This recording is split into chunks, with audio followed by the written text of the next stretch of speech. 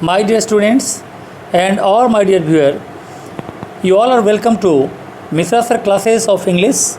In this class, I am going to describe one of the most interesting scene of the Tempest, and this is Act 4 Scene 1. Act 4 Scene 1 deals with the conversation between Prospero and Ferdinand. Here Miranda also comes there, but the main conversation begins the scene with the conversation of Prospero and Ferdinand. Actually this scene is the continuation of Act 3 Scene 1. Act 3 Scene 1 में जो हमने देखा था कि जिस तरह से Ferdinand को प्रॉस्पेरो ने यहाँ पर लॉग बियरिंग का काम दिया था, and that was just the test of love. उसके प्यार को टेस्ट कर रहा था कि मिरांडा से जो उसका प्यार है वो सच्चा प्यार है या नहीं. तो उस परीक्षा में क्या हुआ, फर्डिनेंड पास हुआ या नहीं, क्या फर्डिनेंड को मिरांडा से प्यार करने की इजाज़त मिलेगी उसके फादर के द्वारा या नहीं. इन सारे सवालों का जवाब हमें इस सीन में मिलेगा. तो चलो स्टार्ट करते हैं इस सीन को. और इस सीन का जो स्टार्टिंग है वो प्रॉस्पेरो के स्टेटमेंट से है. तो प्रॉस्पेरो कहता है फर्डिनेंड से, क्या कहता है, तो फर्स्ट पार्ट में तुम्हें रिजल्ट मिल जाएगा. क्या कहता है, if I have to austerely punished you, अगर मैंने तुमको ऑस्टरली पनिश्ड किया, ऑस्टरली का मतलब सीवियरली, अगर मैंने तुमको बहुत ही सीवियरली पनिश किया है तो योर कॉम्पेंसेशन मेक्स अमेंड्स, तो इस बात का रिवार्ड इतना अच्छा होगा कि तुम्हारी सारी की सारी जो परेशानी है उसका तुम्हें भरपाई हो जाएगा. यानी अगर पनिशमेंट बहुत ही हार्ड था तो उसका रिवार्ड भी बहुत ही बड़ा है. अब सवाल पनिशमेंट क्या था, रिवार्ड क्या है. पनिशमेंट था कि किस तरह से यानी लॉग बियरिंग यानी लकड़ी ढोने का काम दिया गया था फर्डिनेंड को, और इसका रिवार्ड क्या होगा, रिवार्ड मिलेगा Miranda. For I have given you here A third of mine own life, क्योंकि मैं यहाँ पर अपनी ज़िंदगी का सबसे अमूल्य तीसरा चीज़ मैं तुमको देने जा रहा हूँ, वो इसका रिवार्ड है. और ये तीसरा चीज़ है मिरांडा, और that of which I live, और ये कह लो कि इसी के सहारे मैं या इसी के लिए मैं जीता भी हूँ. Once again I tender to the hand, एक बार फिर से मैं इसको तुम्हारे हाथ सौंपता हूँ. तो इस तरह से यहाँ पर प्रॉस्पेरो ने मिरांडा को फर्डिनेंड के हाथ सौंपने की बात कर दिया. All the vexations were but my trials, तुम्हारे जितने भी वैक्सेशंस थे यानी परेशानी थी, जो हार्ड वर्क तुमको करने के लिए दिया गया था, वो कुछ और नहीं but it was my trials of the love, ये मेरा एक परीक्षा था तुम्हारे प्यार की. And thou hast strangely stood the test, और बहुत ही रिमार्केबली तुमने इस परीक्षा को, इस टेस्ट को पास किया है. हेयर ए फॉर हेवन, इसीलिए मैं यहाँ पर गॉड को साक्षी मानकर आई रेटिफाई मतलब कन्फर्म, मैं इसको कन्फर्म करता हूँ. ये रिच गिफ्ट का मतलब यहाँ पर मिरांडा है, तो मिरांडा रूपी ये रिच गिफ्ट को मैं तुमको देता हूँ, और देने के लिए गॉड को साक्षी मानकर कन्फर्म करता हूँ.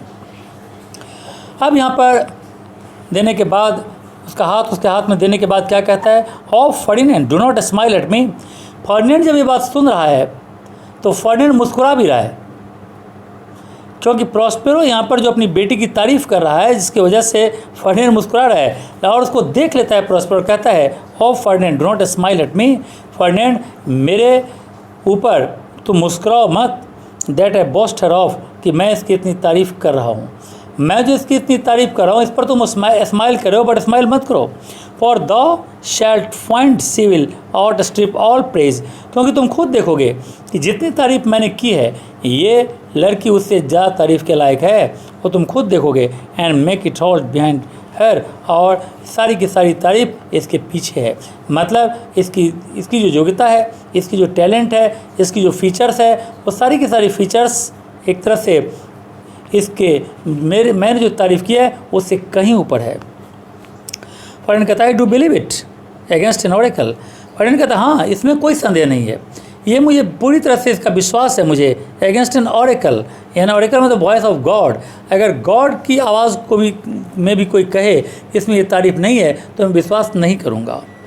तो कहता है, then as my gift and thine own acquisition worthily purchased take my daughter, तो मेरा ये गिफ्ट जो तुमने अपने मेहनत से परचेज किया है, यानी अपनी मेहनत से तुमने कमाया है, अपनी मेहनत से तुमने हासिल किया है, उस टेस्ट में पास करके इसका हाथ तुम अपने हाथ में ले लो. Take my daughter, but if the dost break, लेकिन देने के साथ यहाँ पर प्रॉस्पेरो एक बात करे तो सावधान भी करता है।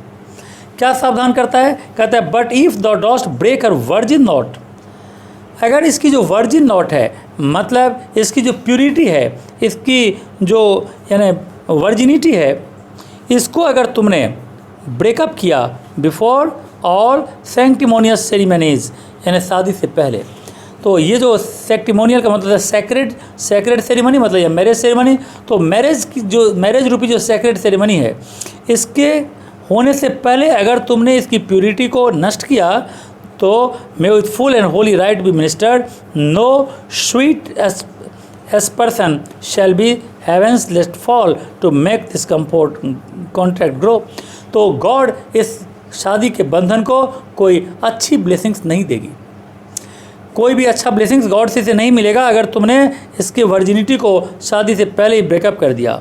पर बैरन हेट, लेकिन क्या होगा? इनफर्टाइल रह जाएगी ये, यानी किसी तरह कोई बाल बच्चे पैदा नहीं लेंगे, दोनों के बीच में नफरत पैदा हो जाएगी। एंड सावर आइड डिस्डेन, और एक तरह से यहाँ पर यानी एक तरह से दोनों एक दूसरे के लिए बुरा सोचेंगे, नफरत फैलाएंगे। Discord shall destroy the union of your bed with seeds or weeds of so loathly that we shall hear it with, therefore take heed। और यदि ऐसा हुआ तो दोनों के बीच में यानी जो यूनियन ऑफ जो बेड होगा उसमें एक तरह से यानी एक हेट्रेड हो जाएगा, एक नफरत हो जाएगी यहाँ पर। इसलिए यहाँ पर कहता है therefore take heed, इसीलिए ये बात ध्यान रहे। As Hymen's lamp shall light you, कि हायमन का लैम्प, यानी हायमन क्या है? हायमन एक गॉड ऑफ मैरिज है। तो ये गॉड ऑफ मैरिज जो है हायमन्स, इसकी जो लैंप जलती है, इसकी लाइट जलती है, तो मैरिज के ब्लेसिंग समझा जाता है। तो उसके लाइट के जलने से पहले, यानी गॉड के ब्लेसिंग से पहले, शादी से पहले तुम इस तरह का कोई काम नहीं करोगे।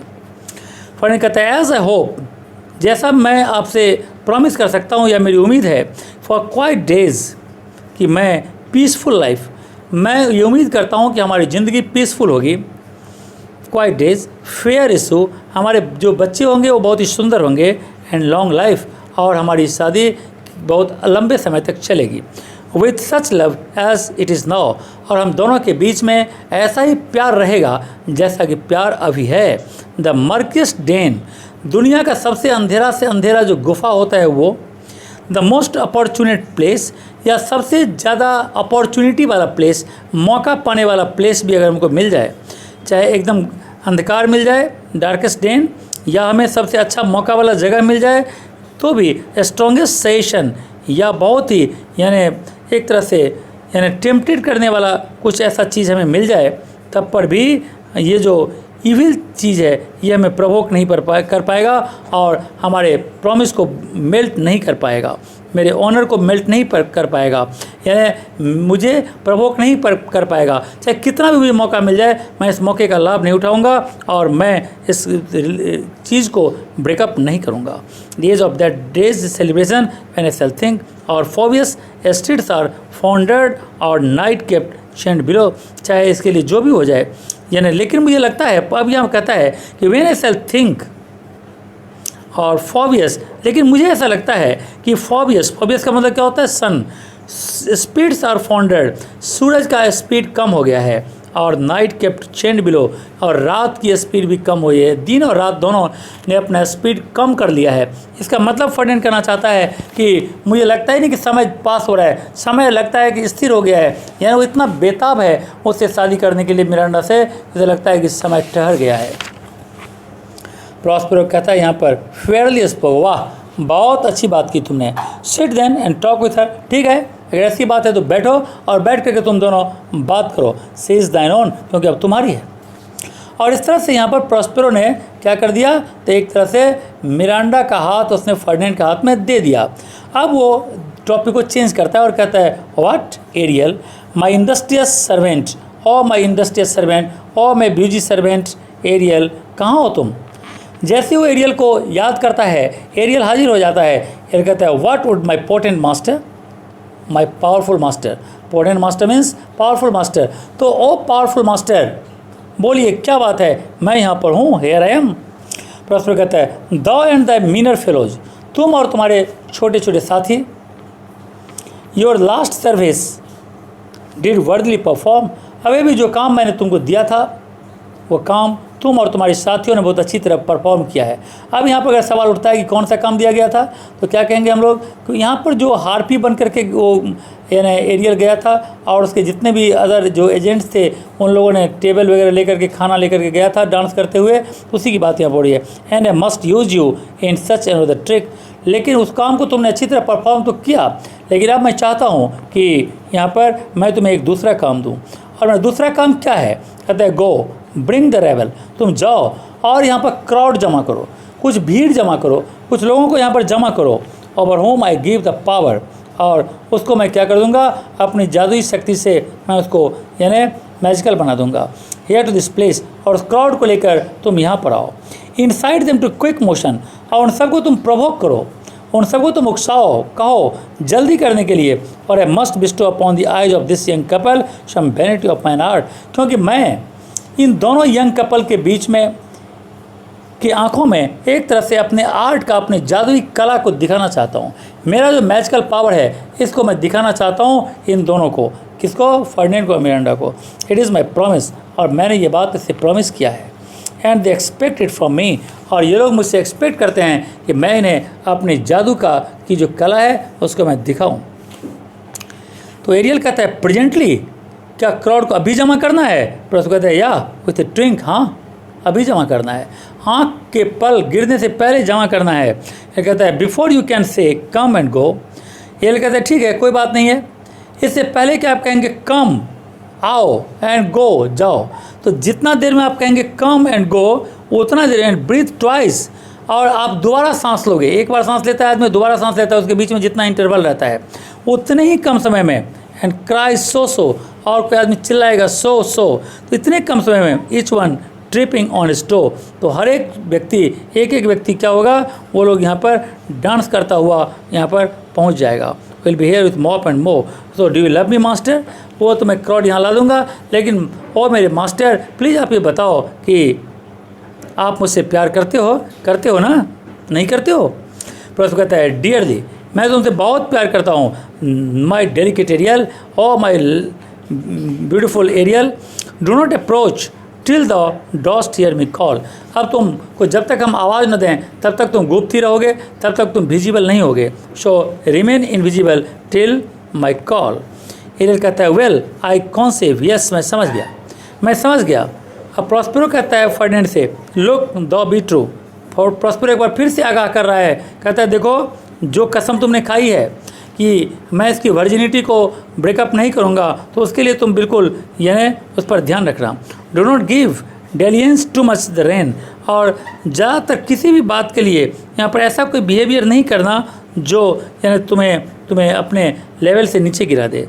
The strongest oath are straw to the fire of the blood, दुनिया का बड़ा से बड़ा ओथ भी क्या करता है? To the fire of the blood, यानी स्ट्रॉ टू द फायर। जैसे कोई स्ट्रॉ होता है, जैसे कोई खरपतवार होता है, उसमें आग लगती है, वैसे ही ओथ क्या करता है? ब्लड में एक तरह से यानी उस स्ट्रॉ का काम करता है, आग लगाने का काम करता है। सो बी मोर एब्स्टिमियस, बी मोर एब्स्टिमियस। एब्स्टिमियस का मतलब होता है यहाँ पर not allowing to have much food, और ज़्यादा फूड मत देना, तो और एल्स गुड नाइट योर, तो मतलब इसको ज़्यादा कुछ यानी जो ओथ तुमने लिया है उस ओथ को तुम बरकरार रखना, और क्योंकि ओथ जो होता है बहुत ही उकसाता रहता है, तो ज़रा अपने आप पर कंट्रोल करना। पर कहता है वारंट यू सर, पर कहता है सर मैं इस बात की आपको गारंटी देता हूँ। The white cold virgin snow upon my heart abates the ardour of my liver, कि चाहे जो भी हो जाए मैं आपको इस बात की गारंटी देता हूँ कि the maidenly chastity of my soul will keep the flame of passion and love low. तो ये जो मेरा प्यार का पैसन है वो बिल्कुल लो रहेगा, और मैं कभी वो चीज़ वहाँ पर शो नहीं होने दूंगा। तो कहता है वेल ठीक है, बहुत अच्छी बात है।